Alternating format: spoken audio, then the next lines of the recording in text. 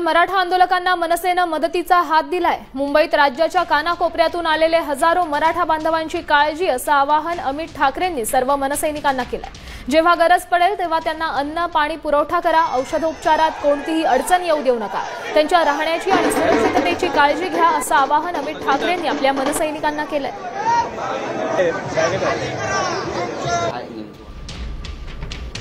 सध्या आपल्या मुंबईत राज्याच्या कानाकोपऱ्यातून आलेले हजारो मराठा बांधव आंदोलनासाठी जमलेत। मराठा समाजातील प्रत्येक स्तरातील प्रत्येक जीवन जगणारी आपलीच माणसं आहेत। ते आपल्या घरापासून, गावापासून, शेतापासून दूर येऊन इथे आंदोलन करतायत। त्यांना काही कमी पडू नये, त्यांच्या मुलांच्या आईवडिलांच्या डोळ्यात पोटाची चिंता दिसू नये ही आपली जबाबदारी आहे।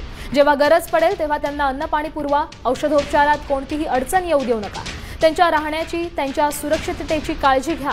एकही मराठा बांधव असा राहू नये की ज्याला वाटेल की तो मुंबईत एकटा आहे, असं अमित ठाकरेंनी म्हटलंय। आता isakal.com आहे देशातील नंबर 1 ची मराठी न्यूज वेबसाईट। प्रत्येक अपडेटसाठी isakal.com ला नक्की भेट द्या।